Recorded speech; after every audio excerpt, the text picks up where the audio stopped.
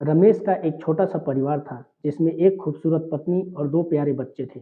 उसकी पत्नी और बच्चे हर हाल में खुश थे, लेकिन रमेश उन्हें ज़िंदगी की सारी ऐशो-आराम देना चाहता था और उसके लिए वह प्रतिदिन 16 घंटे से अधिक काम किया करता था। दिन भर ऑफ़िस में काम करने के साथ-साथ वह सुबह-शाम ट्यूशन सेंटर में ट्यूशन भी पढ़ाया करता था। वह सुबह-सुबह घर से निकल जाता था और आधी रात के बाद घर लौटता था।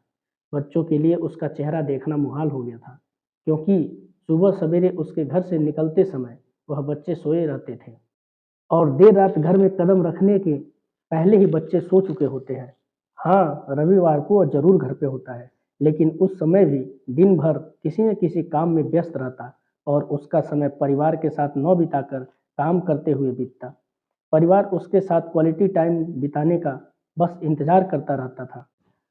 उसकी पत्नी अक्सर यही कहा करती थी कि उसे घर में वक़्त बिताना चाहिए।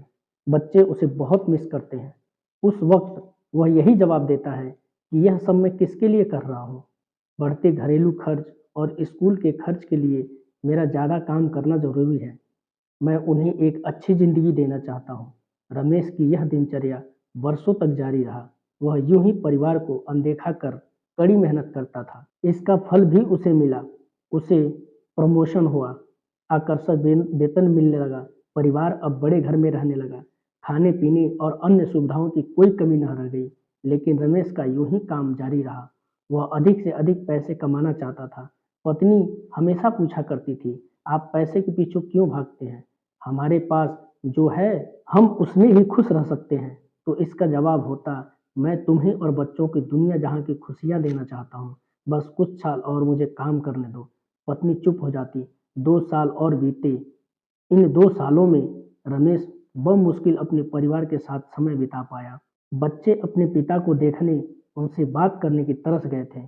इस बीच एक दिन रमेश की किस्मत खुल गई।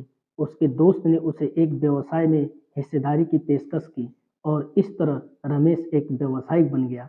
व्यवसाय अच्छा निकला और रमेश के पास पैसे की कोई कमी नहीं रह गई थी। उसका परिवार अब शहर के सबसे बड़े अमीरों में से एक था। उसके पास सभी सुख-सुविधाएँ और विलासिता थी, लेकिन अपने बच्चों में से मिलने का समय उसके पास अब भी नहीं था। अब तो वह बमुश्किल घर पर रह पाता। उसका अधिकांश समय घर से दूर बिज़नेस टूर में ही बीतता।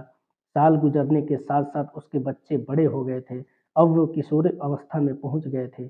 रमेश ने भी इन सालों में इतना पैसे कमा लिया कि उसकी अगली 7 पीढ़ियाँ शानदार जीवन जी सकती हैं। एक दिन रमेश के परिवार ने छुट्टी बिताने का समुद्र तट स्थित घर जाने की योजना बनाई। बेटी ने उससे पूछा, "पापा, क्या आप एक दिन हमारे साथ बिताएंगे?" रमेश ने जवाब दिया, "हाँ, ज़रूर, क्यों नहीं? कल तुम लोग आओ, मैं कुछ काम निपटा कर 2 दिन में वहाँ पहुँचता हूँ। उसके बाद का मेरा पूरा समय तुम लोगों का है।" पूरा परिवार बहुत खुश हो गया। वे लोग समुद्र तट स्थित अपने घर चले गए। 2 दिन बाद रमेश वहाँ पहुँचा, लेकिन उस दिन उसके साथ समय बिताने के लिए कोई नहीं था। दुर्भाग्य से वे सभी उस दिन सुबह आई हुई सुनामी में बह गए। रमेश अपनी पत्नी और बच्चों को कभी नहीं देख सकता। करोड़ों की संपत्ति होने के बाद भी वह उनके साथ का एक पल भी नहीं खरीद सकता।